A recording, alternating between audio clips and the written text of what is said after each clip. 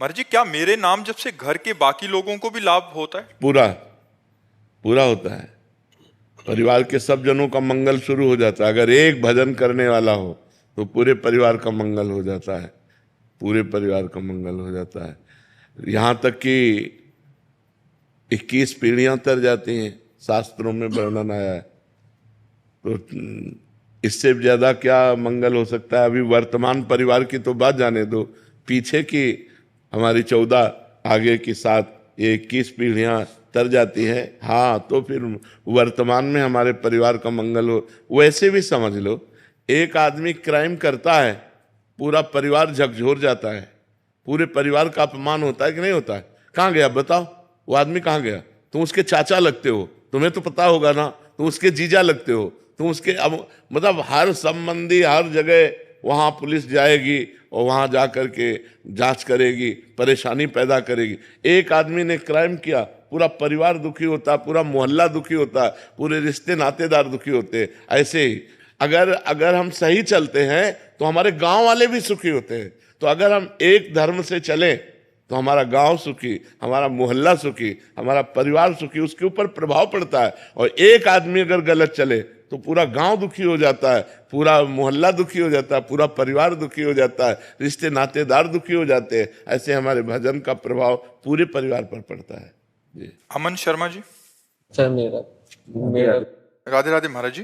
महाराज जी, आपके पास जैसा मरीज आता है आप उसको वैसी दवा देते हो। महाराज जी, आपसे ब्रह्म ज्ञान की बात करता है कोई तो उसे वैसा बताते हैं, भक्ति की बात करता है तो भक्ति बताते हैं, कोई भगवत प्राप्ति के लिए आता है तो भगवत प्राप्ति। महाराज जी, मैं चाहता हूं कि श्री जी का प्रेम और शरीर छूटने के बाद जैसे आप श्री जी के पास जाएंगे, महाराज जी मुझे भी वैसे ही जाना है। महाराज जी मुझे वैसे चलना पड़ेगा ना, वैसे चलना पड़ेगा। अगर हमको श्री जी के पास जाना है तो श्री जी के बनना पड़ेगा ना। श्री जी के पहले किसी संत महापुरुष की शरण में हो, उनसे दीक्षा लो, उनके अनुसार साधना करो। भले गृहस्थ में रहो लेकिन साधना करनी पड़ेगी। अब ऐसे तो नहीं कि हम आर्मी में जाना चाहते लेकिन ना हम दौड़ लगा रहे हैं, ना हम व्यायाम कर रहे हैं, ना हम कुछ कर, तो ऐसे आदमी कायर आदमी थोड़ी आर्मी में जाएगा। उसको तो वो करना पड़ेगा ना, उतनी दौड़, उतनी लंबाई, उतनी चौड़ाई, वो सब निशानेबाजी सब करना पड़ेगा। ऐसे जब श्री जी के पास जाते हैं तो इंद्रियों को अपने अधीन करना, मन को अधीन करना, गंदे आचरण न करना, ब्रह्मचर्य से रहना, पवित्र आहार पाना, हर समय नाम जप करना, दूसरे से मृदु व्यवहार करना, ये लक्षण है। धीरे धीरे हम श्री जी की तरफ बढ़ जाएंगे। सुमित गुप्ता जी पलवल से। राधे राधे महाराज जी। महाराज जी, आपके चरणों में कोटि कोटि प्रणाम। महाराज जी, जब हम कोई साधना करने का संकल्प लेते हैं और निभा नहीं पाते तो क्या भगवान नाराज होते हैं? नहीं, भगवान बहुत करुणामय है, कभी ऐसा नहीं। असफलता को हम सफलता में बदलने के लिए ही मानव जीवन प्राप्त किए हैं। यदि हम असफल होने पर निराश हो जाएंगे तो हम हार गए, फिर ठीक नहीं है। 100 बार असफलता हो फिर भी हम 101 बार प्रयास करेंगे सफल होने का।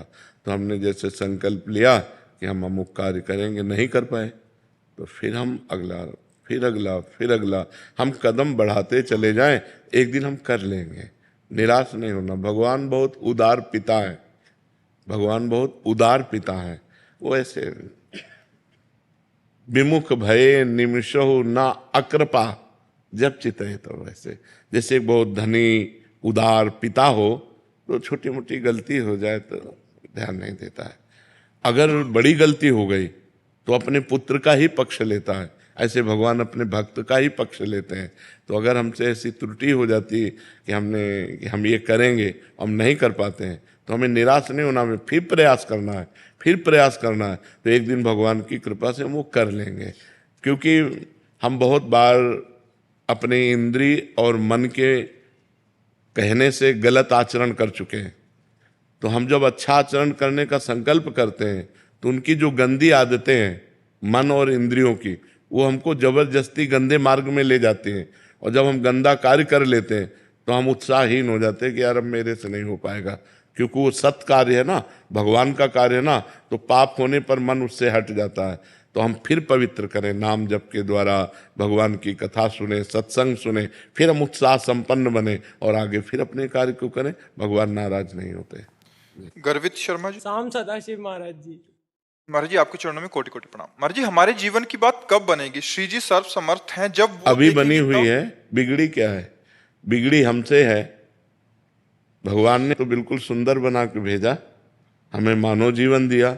अब हम बिगाड़ लें तो इसमें हमारी गलती है, भगवान की गलती नहीं है। श्री जी की बड़ी कृपा है। जबान दिया है, मृदु बोलो, सत्य बोलो।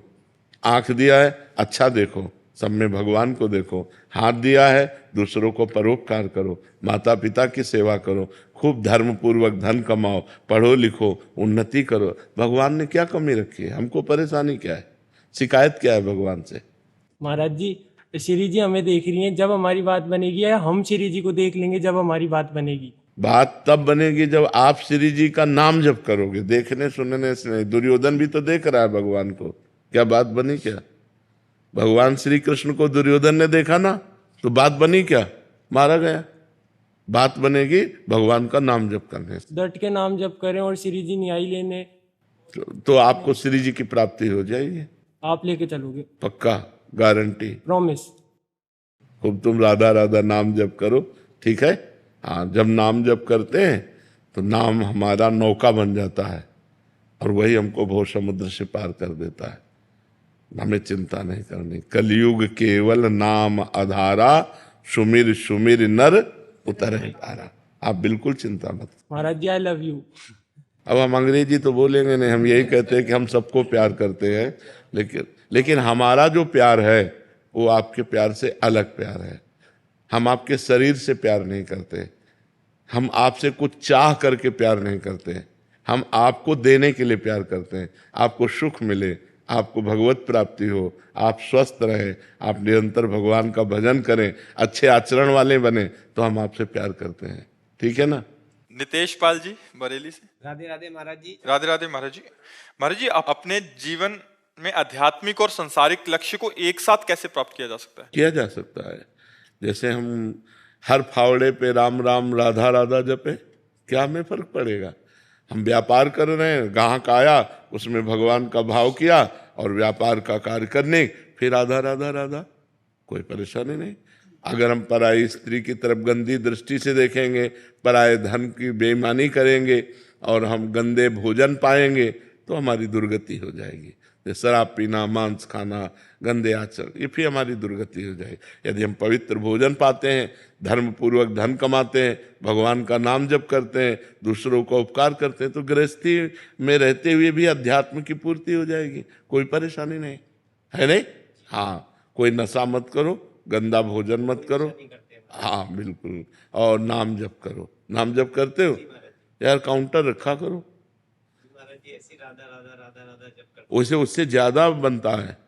प्रारंभ में उससे हो कि आज हमने 50,000 किए तो कल हम 60,000 करें, हम 65,000, उसमें एक मतलब लगन लगती है। तो हमें लगता है नए साधक को ये काउंटर है, माला है, इनका प्रयोग करना चाहिए।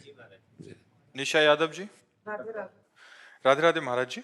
महाराज जी कृपया समझाएं, जब किसी की मृत्यु कम आयु में होती है तो उसकी श्वासें उतनी ही थी, ऐसा माने? हाँ बिल्कुल उतने ही। जो गर्भ में ही मर जाते हैं उनने क्या अपराध किया था? जो गर्भ के बाहर आकर अभी बालक अवस्था में मर जाते हैं, उसने क्या अपराध किया था? तो पूर्व से ये निर्धारित है कि वो गर्भ में ही मरेगा। महिलाएं महाराज जी ये करवा चौथ का व्रत फिर किस उद्देश्य से रखती हैं? ये तो बहुत छोटे मोटे बातें हैं, ये गांव गली वाली बातें। ये अनुष्ठान किसी की मृत्यु को थोड़ी बचा सकते। करवा चौथ किसी की मृत्यु को बचा लेगी? आयु जब पूर्ण होती है तो देखो, गंगा जी अपने हाथ से अपने पुत्र को लेकर के गंगा में फेंक देती थी, जिंदा। लोग तो मरा फेंकते हैं गंगा जी में, वो जिंदा फेंक देती थी गंगा जी। 7 पुत्र पैदा होते ही गंगा जी में फेंक देती थी। क्यों? क्योंकि उनकी आयु इतनी थी। उनको पता था वो अष्टवसु में 7 जो थे उनको जन्म लेते ही मुक्त करना था। तो उन्होंने कह दिया था शांतनु से कि आप प्रश्न नहीं करोगे हमसे। उठाया और जिंदा गंगा जी में फेंक दिया, वो मरे और वसु रूप को प्राप्त हो गए। लेकिन 8वें में रोक दिया तो वही भीष्म पितामह जी के रूप में। तो हमारे मृत्यु लोक में अगर हमारा है कि गर्भ से 10 दिन निकलने के बाद मरना है, तो 11वां दिन हम नहीं देखेंगे, 10वें दिन ही मर जाएंगे। इसमें हमें शोक नहीं करना चाहिए, ये तो बिल्कुल पक्का समझो। जो विधना ने लिख दिया 6ठे राव के अंक, राई घटे न तिल बढ़े, रहुरे जीव निशंक। जितना लिखा है उतना ही जिएंगे, इसके आगे नहीं। महाराज जी, जैसे हम महिलाएं जो व्रत रखती हैं पुत्रों के लिए या पति के लिए, उसके बाद भी ये बहुत छोटा सा सपोर्ट है। जैसे हमारी आयु 10 वर्ष है, अब हमको कोई विघ्न छोटा मोटा आने वाला है, माँ व्रत कर रही, तो उसका जुकाम ठीक हो जाएगा, उसको बुखार नहीं, उसको चबेटा नहीं लगेगा, उसको चोट नहीं लगेगी। मृत्यु का निश्चित टाइम होता है, उसे रोका नहीं जा सकता। हाँ, अब जैसे मृत्यु योग लग रहा है, अभी मृत्यु नहीं है, तो मृत्युंजय जप करो, कट जाएगा। मृत्यु योग लग रहा है लेकिन मृत्यु नहीं है, तो वो बच जाएगा। अगर मृत्यु है तो मृत्युंजय जप भी उसे नहीं काट सकता। नहीं, कोई बचा के देख ले। योग लग रहा है, पाप कर्म इतना उसका प्रभावशाली हो रहा है कि वो मृत्यु योग जैसा दंड देगा। तो मृत्युंजय जब किया, योग कट गया। आयु नहीं, आयु अगर समाप्त हो गई है तो फिर समाप्त ही हो गई है, फिर उसे नहीं बढ़ाया जा सकता। नहीं, भगवान राम जी अपने पिता दशरथ जी को जीवित कर लेते और माता कौशल्या वैधव्य ना होती। विचार करो, यहां जो जन्मा, राइट टाइम जब आया, उसको यहां से जाना पड़ेगा। बिल्कुल कोई भी व्रत नियम संयम उसे नहीं रोक सकता। ये बाहरी सपोर्ट होता है, ये बाहरी सपोर्ट होता है, मृत्यु को नहीं रोका जा सकता। नहीं तो साधु महात्मा, मान लो आप एक करवा चौथ साल में एक बार ही तो होती करवा चौथ, यहाँ रोज करवा चौथ जैसा है। रोज उपासना है, रोज व्रत है, रोज नियम है, लेकिन मरते हैं ना संत महात्मा भी। जो रात दिन भजन करते हैं वो राइट टाइम मरते हैं। नहीं, कोई जवानी में मर गया, कोई बुढ़ापा में मर गया, पर अब इस जन्म में भगवान के पास जाना, इसलिए हमें कोई शोक नहीं है। समझ पा रहे आप?